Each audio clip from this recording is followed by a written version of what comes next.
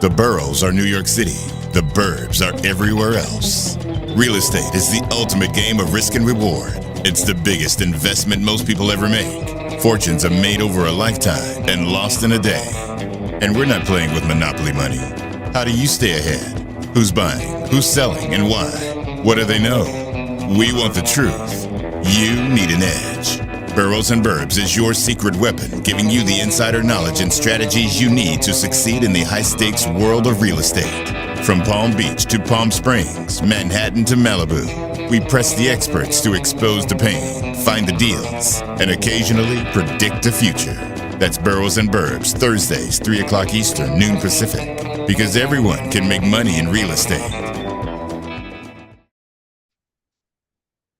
Welcome, everybody. Boroughs and Burbs, Season 5, Episode 173, South Florida New Development. And I've got two guests. Let me pull this down. All right. This is Episode 173 today, South Florida New Development. I want to thank our sponsor, Grace Farms. You'll find them at gracefarms.org. And next week, they've got on February 28th, Platon and the Defenders, Heroes of the Global Fight for Human Rights, a conversation and book signing. So if you're interested in all things Grace Farms, come on out to New Canaan and join the book signing event next week. That's my co-host, Roberto. Say hello. How everybody? How are you doing? And where are you? I'm good. Very good. Thank you.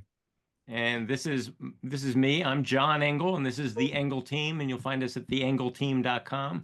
And that's me in the middle with the bow tie. Our guests today, Seth Mansfield from Jupiter, Florida, and Chris Cox from Palm Beach, Florida. And we're going to be talking about Forte Luxe, and we're going to be talking about the Ritz-Carlton residences at Palm Beach Gardens. So without further ado, welcome, Chris. Welcome, Seth. Glad to have you on the show. Well, thank you for having us. Yes, thank you very much, John. Thanks, Roberto. Of course. Yes, thank you. So did I get it wrong when I said South Florida New Development? Are we still in South Florida when we're talking about north of Palm Beach? Absolutely. Absolutely. And we're in the best part of South Florida. And I like that a lot of people don't think of us until last because we're trying to keep it hidden. Trying. I don't think you're trying that hard. I think you guys are selling for a lot of property.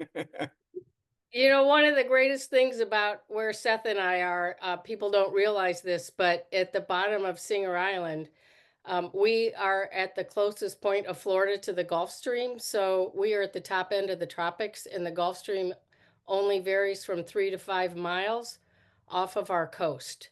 So we are at the top of the Caribbean because at the top of the Gulf, we have blue water. We're at the top of the Caribbean water where the Gulf Stream gets the closest to Florida. By the time you get to Stewart, you can see you're already 11 miles off the Gulf Stream. So it's an a little more unbelievable. proactive. Yeah. Oh, you're saying that this bump, Yep. Yep. That bump right there. that affects the temperature and the weather. It affects the color of the water. Wow. It's unbelievable. We get the Bahama blue water here that not all of South Florida gets, especially when you get a little north of us, which even a little bit north of us, still South Florida, but we're not far from what people would consider central, probably an hour away. How far are your two projects from each other? Just curious. 15 minutes. Okay. So let me zoom in here, I guess. So we're talking about Jupiter, where it says Jupiter. That's roughly one of the projects, the Forte Luxe project, right? Yep, we're just north of there, about a mile north of where your mouse is. Okay. And then the other project is down here at what's known as Palm Beach Gardens, right here. Correct. Okay. Jupiter's the Palm home of Beach- Tiger Woods? He's on Jupiter Island. Okay. And what's the difference between Jupiter and Jupiter Island? Well, Jupiter Island's a barrier island.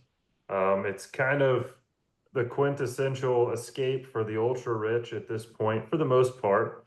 You've got a lot of single family homes there. You know, that's where we see our most expensive homes in northern Palm Beach County, although most of Jupiter Island falls into Martin County. It's still considered, you know, a part of Jupiter.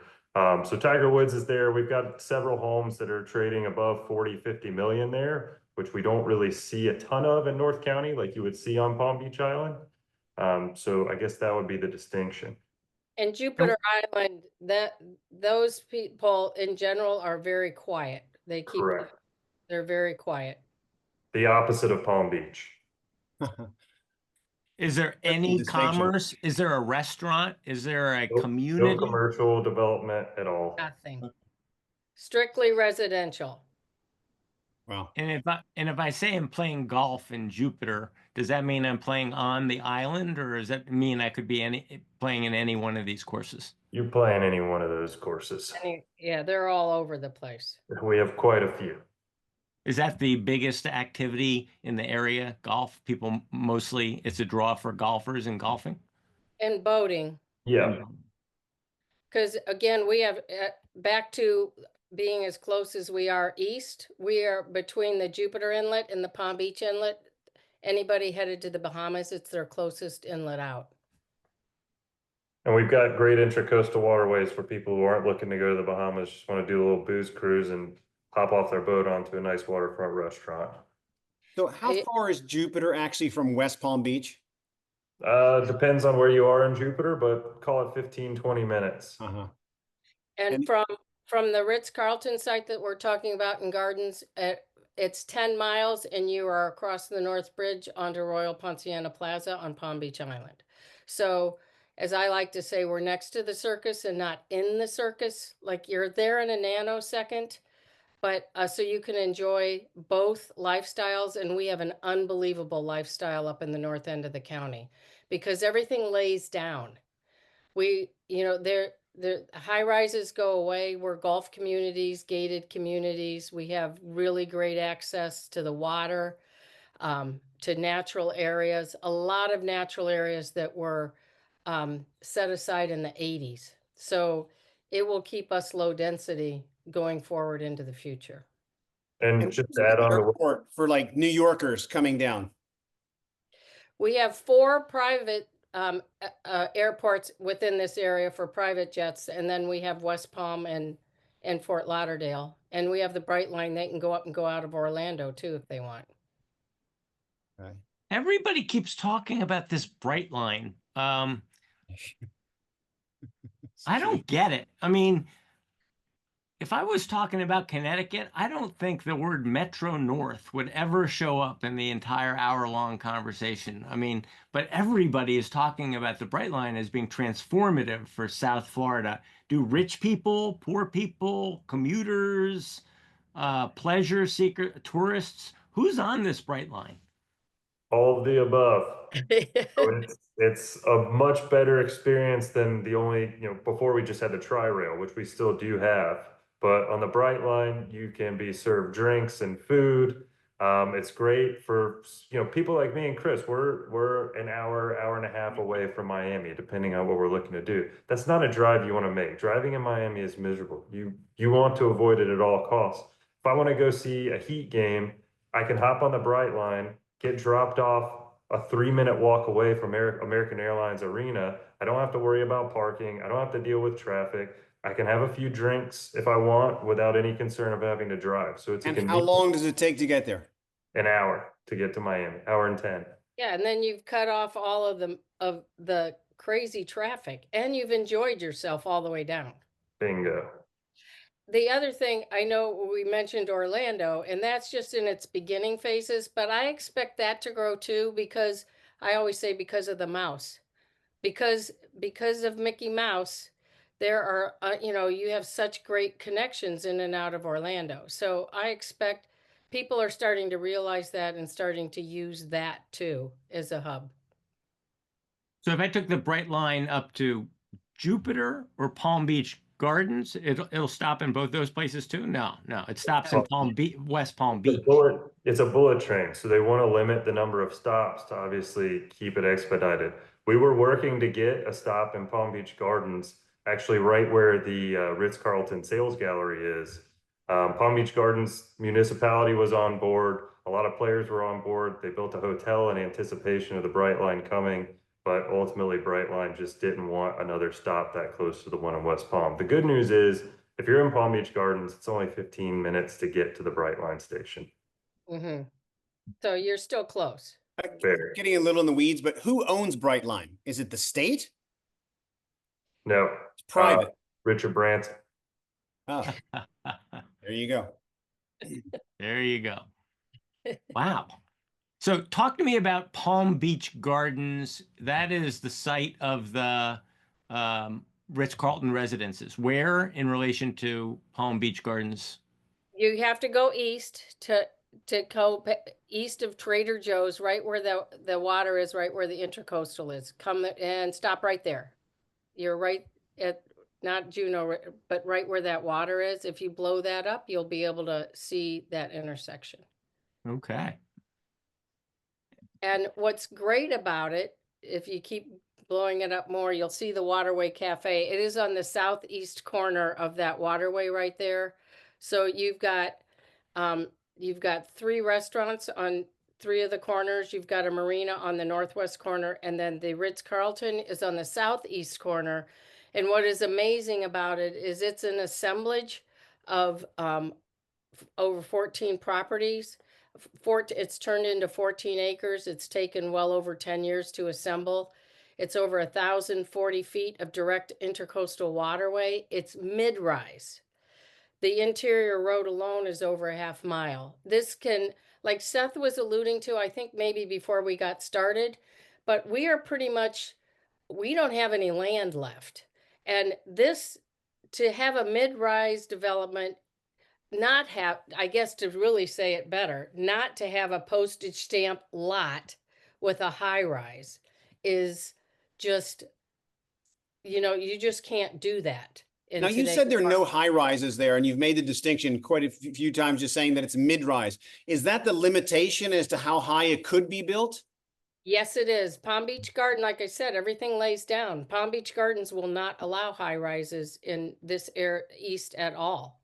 So we are a total of 2 parking garage stories above ground, contiguous under all 3 buildings, giving us over 300 parking spaces, 350 parking spaces for 106 residents in 3 buildings. Over 20,000 square feet of amenities. It's in fact, the Ritz has given us the distinction of the estate collection, because they've only given that to single family homes, never to condominiums, because these are large footprint, live like a single family home. Almost everybody in here are multiple homeowners, and they're tired of calling the pool guy. They want to lock and leave, know they can come and go whenever they want, have the 5-star anticipatory services of the Ritz.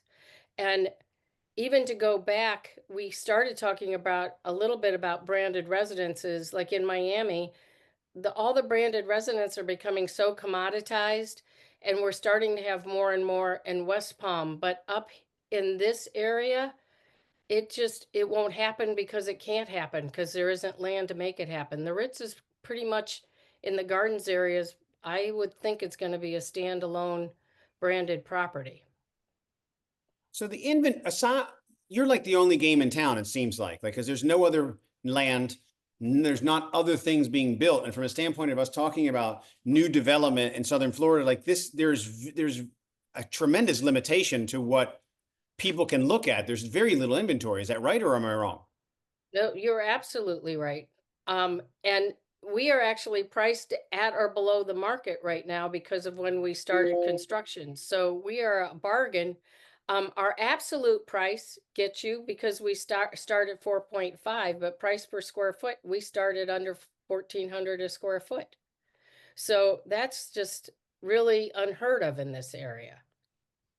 And the unit mix is what here? We range, the smallest is a 3.5 plus a den. We start at just under 3,000 square feet and go up to over 5,000 square feet.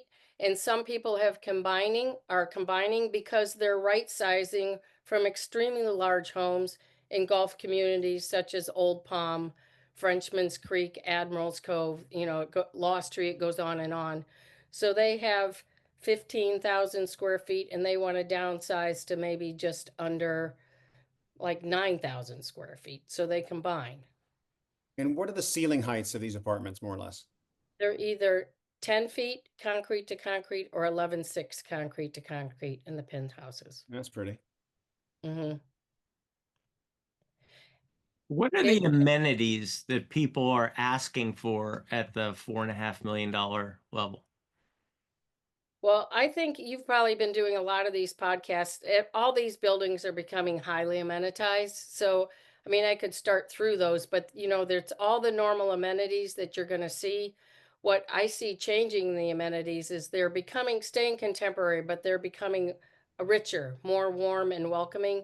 This specific property is meant to live like extensions of your own property. So it's warm and welcoming. And you have all of the normal things that you would expect.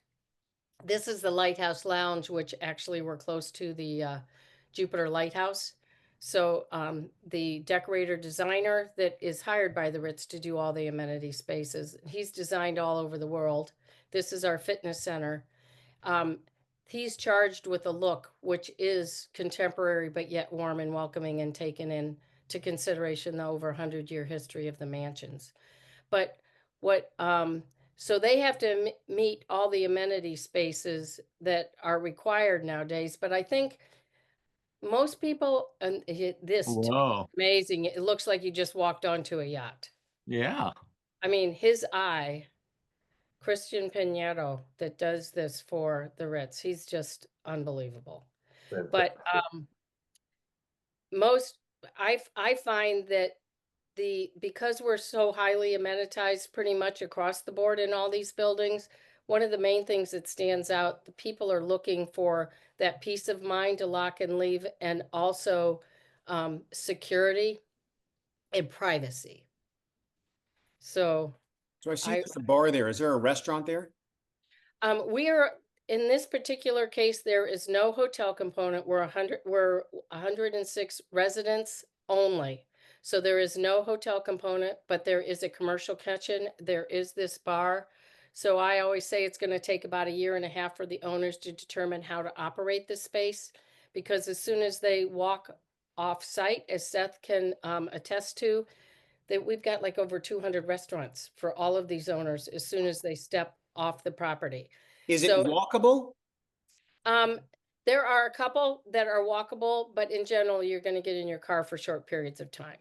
And we have shopping up here that with a lot of the same stores within a mile of this site that are on Worth Avenue and Royal Ponciano Plaza and on Palm Beach. So they don't have to go anywhere.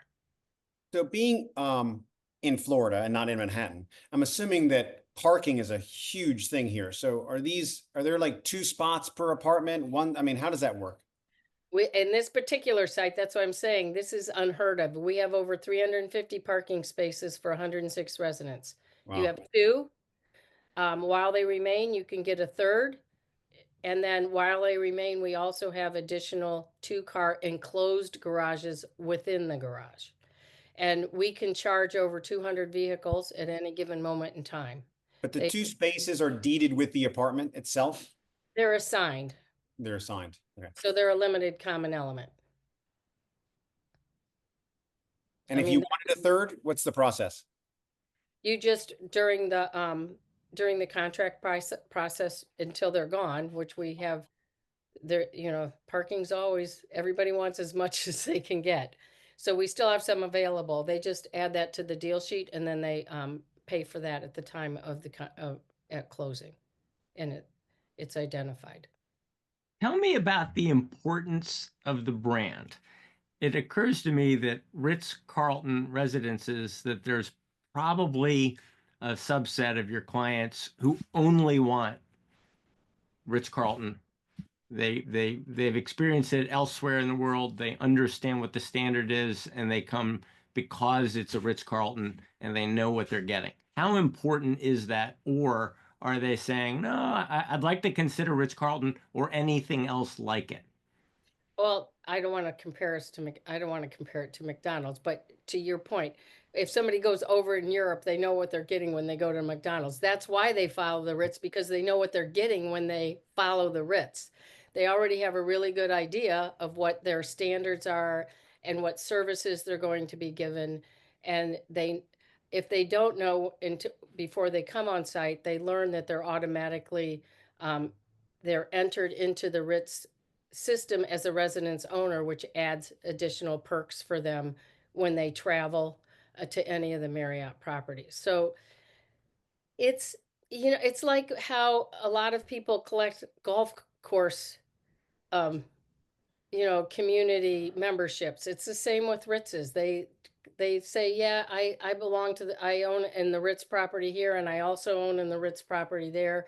It's a gold standard that they know what to expect. But And I so feel like, see, I'm not a regular user of Ritz properties around the world, and so it occurs to me I have a lot of choice right now in development in South Florida. Mr. C's, Paragon, Glass House. I mean, the list goes on. So, are you finding that the Ritz is competing with those, or is it a notch above, or is it it doesn't matter because those are in different towns, and if you want to be in this town, you that's have to be in the Ritz. that I think that's what Seth and I were alluding to earlier, and you were too, the two of you, that once you get past West Palm, we're really the only branded product coming out of the ground. And it's been all the brands, no matter what brands in Miami, they're already way over commoditized. There's quite a few coming out in West Palm, so I don't know how, as those come out of the ground and finish up, how that's going to affect West Palm. But in Palm Beach Gardens and north up to where Seth is at Forte Luxe, there's not places to build. Let's East, get into Forte not Luxe. east, Yeah. not east. Yeah, definitely not east. All right, Forte Luxe. You said Forte Luxe. This is the Forte Luxe, and I found this rendering. Is it just this peninsula? It is just that peninsula, John. So we're building 15 townhomes on that peninsula. The developer also owns a lot adjacent immediately to the south. It's not pictured in that rendering. He eventually intends to put a duplex on, but we're still playing around with some plans on that. We haven't got permits for it yet. For now, we're just focused on the 15 on the peninsula. So this is a different style of living. You're talking about townhouse. It is and it isn't. Ritz is very amenity driven. Chris and I, we're close and we've talked about it. We don't compete that much because it's kind of two different products. We probably have about 10% overlap for someone who comes in my sales gallery, also goes in hers. But usually if they're looking at the Ritz, they're interested in amenities, they're interested in the brand. We're not amenitized hardly at all. We've got that pool that you see there. We're driven by views and by boating. We've got some of the best views that you're going to find in Palm Beach County, as you can see right there, if you'll stay on that one for a second. So all that green space on Jupiter Island that you can see in front of the buildings, in front of the peninsula, that's a preserve. That stretches for 1.7 miles. So that's a forever protected view. So our buyers are getting the Bahama blue water in the intracoastal right there. And from the rooftop, they'll even get a peek over the preserve at the Atlantic Ocean. We have huge rooftop decks. We're kind of emphasizing the outdoor living. These units are going to come with 1,700 plus square feet of outdoor living, quite a lot between the rooftop deck and the balconies. So it's a different kind of buyer. Our guys just want to hop on their boat. They probably belong to a country club nearby. They're getting their amenities there. They don't need the amenities here. They just want great views and great boating. And can you give me a sense of just what one of these generally is like? It's set. How is it set up? I see there's multiple floors. There's a lot of glass. It's beautiful. Sure. Am I looking at 3 right here? 1, You're looking 2, at 2. 3. That's the duplex that I mentioned earlier that we haven't yet finalized. But that's 2 units split down the middle. You can see the little glass panes in the middle. That's where it divides. But to answer your question, Roberto, so these are, aside from that duplex that we're looking at, these are all 3-story townhomes, full house elevator, 2-car garage, 2-car driveway, big rooftop deck, lots of balconies, lots of glass. We want you to feel like you're in the water with the home, basically. It's an extension of the home in every room of the house, pretty much. The water is. because of the design of the peninsula, you're facing north towards the water, whereas a typical intracoastal home, you're going to be facing east or west towards a barrier island or away from the barrier island towards the mainland, which gives you a limited view. But with that northern exposure, you're getting a really deep view, a long view that stretches a lot further than what you typically get. Wait, I gotta find us on the map. Where?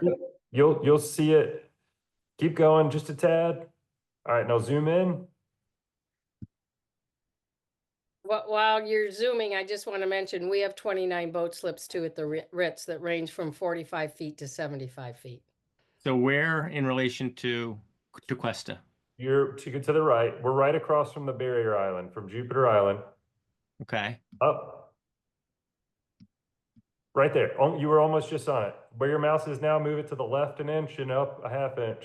And there's the peninsula. Oh, you went just past it, just below that. Yeah, Oh, that? Right there. that's it. That's you? That's us. Wow. It's been vacant for a long time. It's really cool to see it rise out of the ground. You weren't 83 kidding when you years said it's the only north-facing. Yeah, it's a very unique property. So the property is man-made. It was created in 1942 by the Army Corps of Engineers. It was designed to be a landing strip for seaplanes, and it's just sat vacant for 83 years since then. So it's a testament to the developers' willpower to make it happen, to get through the beast that is Morton County and get some approvals going. It's just a steady stream of boats coming down the intercoastal here? Depending Something to on look at the all day day, long? time of day, sure. Weekends are obviously a lot busier. You know, if you went out there right now and you spent 20 minutes on the peninsula, you'd probably see 2, 3, 4, 5 boats. But on a weekend, you'll see a lot more. Our boat traffic down here is unbelievable on the intercoastal. For sure.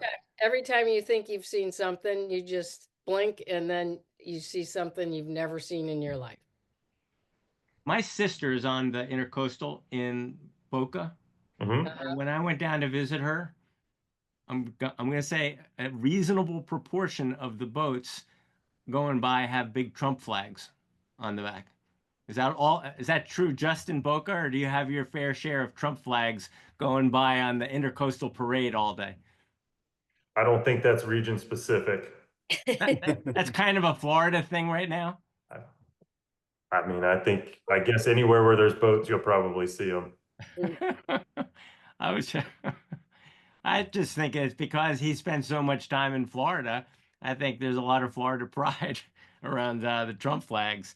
But Probably plays a role. But I was surprised by how much boat traffic was coming up and down and how interesting it was. Unlike some of these waterfront lots, which are just looking out at the ocean, I found it very interesting that the scene is always changing.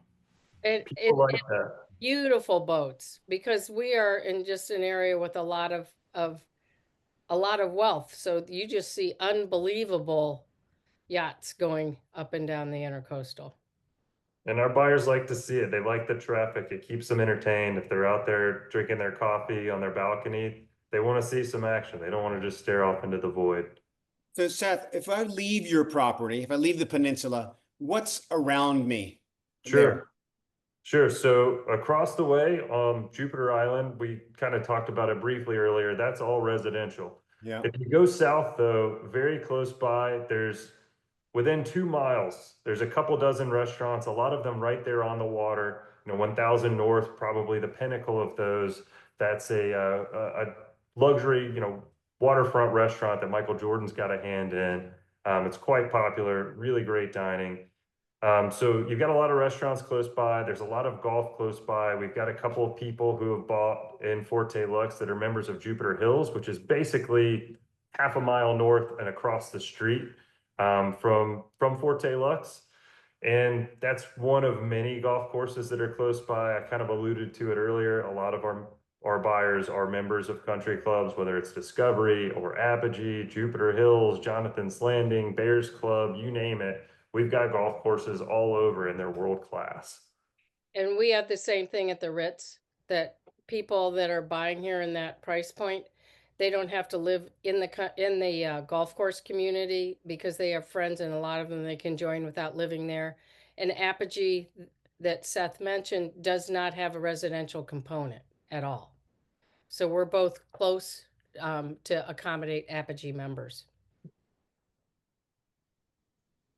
Really, I mean, it's a beautiful, this looks like a beautiful place to live in both of these locations. I mean, You can't go wrong. It's a fantastic bubble. Once people get here, they tend to not leave. A lot of our buyers, and I'm sure it's the same for Chris, they already own a property in northern Palm Beach County. You know, the bubble is North Palm Beach Gardens, Juno Beach, Jupiter. They probably already have spent some time here, and they have no interest in going down to Boca or Fort Lauderdale or Miami because they get everything that you would get down there without all the congestion and the pretense that can come with some of those areas. It's a laid back, beachy area, but it's got all the creature comforts that a luxury buyer has grown accustomed to. and Yeah, Seth, what's the pricing of your project? We start at 4 million, go up to 7.5, and our 50-foot boat slips are sold separate at an additional 500,000. And the so the what and but so tell me the 4 million gives you what and the 7 million gives you what?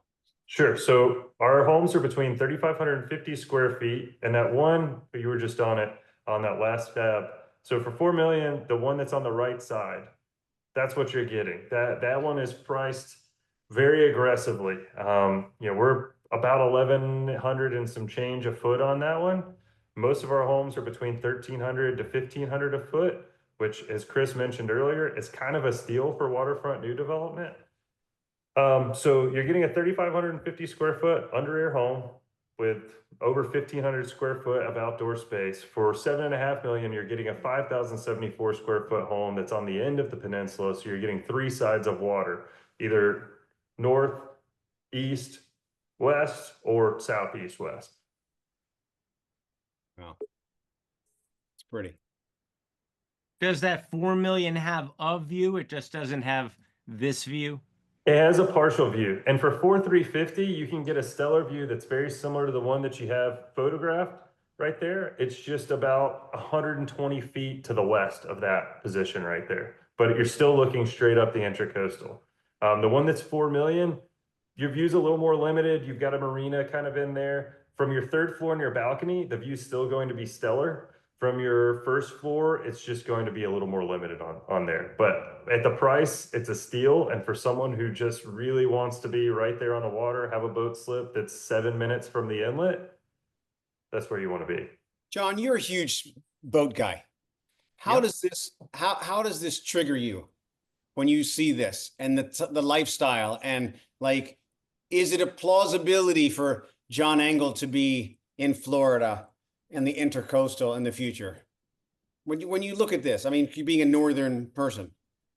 I am. I think one of the things that people want to know is once I get down to there to my boat, where can I go? And I think he's already answered that a lot of these people with bigger boats like to take them across to the Bahamas. The Bahamas are what, 50 miles away. It's it's a bit of an adventure, to like leave the United States in your boat and go to such an exotic foreign land like the Bahamas. And I think a lot of people do it. I know they come up from Boca, they come down from Jupiter, and that's a great big destination.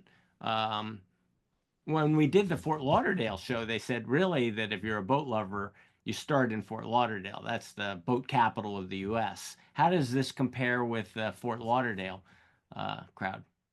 Well, Fort Lauderdale is obviously just more of everything, right? They've got more density. They've got the largest boat show, I believe, in the United States in Fort Lauderdale. And I think West Palm's the second biggest. It's not like we're far off, but you've just got more density. We're a little bit closer to the Bahamas. I think our waterways look a little nicer and they're a little less congested. I think it's a better area personally. I'm obviously very biased. I love it here and obviously I'm selling it, but as I mentioned earlier, you get everything that Fort Lauderdale has more or less, but with less traffic, less people, less congestion, and I think a little bit less pretense too. Jupiter's very laid back and people really like that about it. And that's why people who end up in Palm Beach Gardens, Jupiter, Juno Beach tend to stay within that little bubble and not stray far from it. And going back to having all that protected land back in the 80s to That- build on what Seth just said, that will keep that lifestyle protected going forward. We have nearly 7 miles of beach that has total public access, and public parking that's free, and a huge majority of that is dog friendly, which I don't know of any place else in the United States where you can take your dog onto the beach like that under voice command. It's amazing. Chris, And nothing's free. really well kept. Not here. For in our property taxes. So, are you guys natives to this region?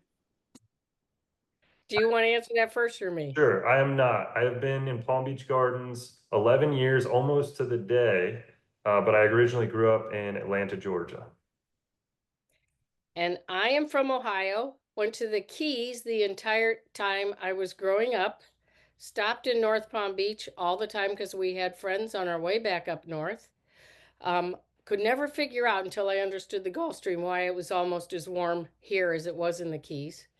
Then I moved 8 times all over the US, to the Northeast, to the West, to California, to Memphis, to Nashville, Rochester, New York, Southern California, the whole nine yards. Ended up here in 2001, and God brought me back, and nobody is taking me away from, as Seth said, this little bubble. It is heaven. Now, is Jupiter, when you talk about laid back, and yet I saw amenities for kids. So am I thinking that Jupiter is for retirees and maybe the West Palm Beach marketing itself as Wall Street South is marketing itself to young professionals? Come on down from Wall Street. We're just like Wall Street. We got the same restaurants. We got the same shopping. Come on down. And we're right next to the airport. Whereas you're an hour out of town. It's a lot slower. And you've got golf courses, not airports, in your backyard. So is it fair to say you're attracting an older, richer clientele? We are attracting everything. Okay. But Seth, you can talk to the demo because you were getting ready to talk. Well, for what it's worth, we're 20 minutes from PBI. I mean, Yeah, not an hour. Ritz-Carlton's 15 from PBI, so we're not an hour from town. The other thing is, Chris mentioned earlier, in North County, we've got over 200 restaurants. Those cover all the bases for cuisine, Mediterranean, Indian, Italian, whatever food you want, we've got access to it. We've got designer mall, boutiques galore, world-class shopping, dining, beaches, boating. We've got everything you need right here. How about schools? I haven't heard. I Jupiter know has retirees schools. like shopping and golf, but what about schools? Jupiter has A-rated elementary, middle, and high school public, as well as the Benjamin School, quite a prestigious private school, and that's in North Palm Beach. And then in Hobe Sound, which is just north of Jupiter, we've got the Pine School as well. So schools are covered, public or private. A lot of people will grow their family in Jupiter specifically because of the access to those schools. And when you talked to Kelly Smallridge, I'm sure you touched on schools, and I'm sure she went over that in great detail because that's one of the things she discusses about the whole West Palm and the North Palm Beach areas, that we are definitely covered. But I just also want to mention, when you were telling us we were an hour away, which we aren't, we have all kinds of Palm Beach Island people and West Palm Beach people that are coming to us to go to restaurants. Yep. Constantly. They are coming to us because we have so much to offer here. So it's a two-way street, and more people are getting ready to jump off the island because it's getting a little crazy there. But you must be getting spillover from West Palm Beach where people are not finding what they want, or they're like, it's a bit too expensive, so we want to move, and we're okay, with a commute of sorts. Oh, but it's an easy commute. And the reality is it's getting expensive no matter where you are. It's just a reality of life. It's becoming extremely painful anytime you get into a populated area anywhere in the US. It's painful. Do you guys have insurance issues with any of these projects, or is it uninsurable as the rest of Florida is? We're as protected as you can be, because for both Seth's project and the Ritz, they are to the current standards. So if anybody can get insurance, we can.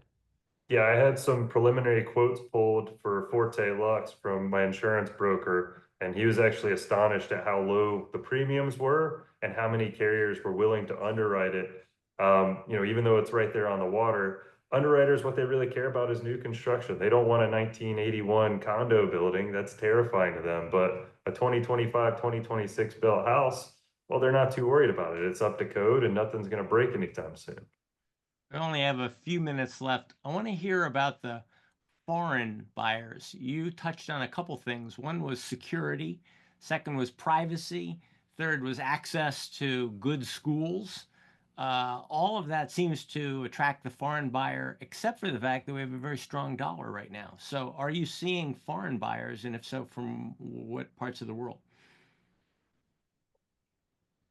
We were at the beginning of our project. I haven't seen as much in the last, I would say, 6 months. I think it's not as robust as I would have expected.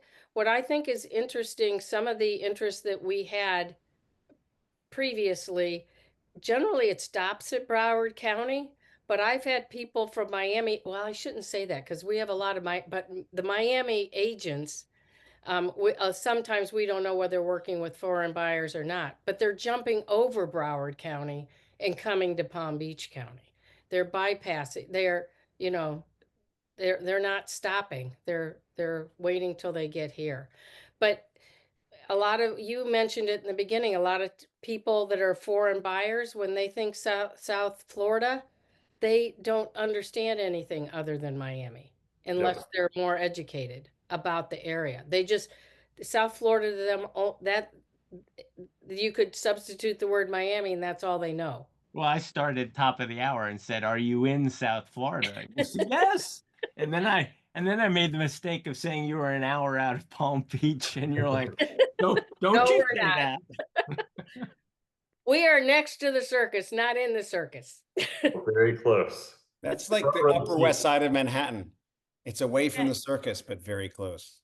And actually, I learned that saying from a little, not from the Upper West Side, but from another area in Manhattan where a real estate agent used that term, and it was so real. And that's kind of how this feels where we are in the northern end of Palm Beach County, just like Manhattan, when you're just off the grid. These two projects aside for a moment, generally speaking, the luxury market in your area, Jupiter and Palm Beach Gardens specifically, you're seeing an increase in inventory, you're seeing an increase in prices. What are we seeing with the market generally? What's the mood? So we have seen a little bit of a steady increase in inventory since 2023. We were at pretty much all-time lows in 2022 in the throes of COVID, but it's been steadily picking up since then. We are down 7% this year on our sales compared to this time last year. Not a huge statistical difference when we're talking about comparing 2 months year over year. And the majority of our contracts we see are between February 1st and May 15th in Palm Beach County. So it could change. Our prices are down about 3% in that same time. Last year, they held flat. They actually went up 0.5% last year over year. So I kind of see more of the same for now. Chris and I talked earlier. We both got a lot of buyers who are not in a hurry.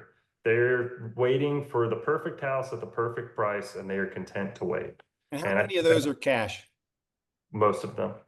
We deal almost all with cash. Yeah. When do these two developments open? Next spring. Yeah, next spring. We're March, April, and I think Seth is too. March, April. And how sold are you? We're moving. Okay.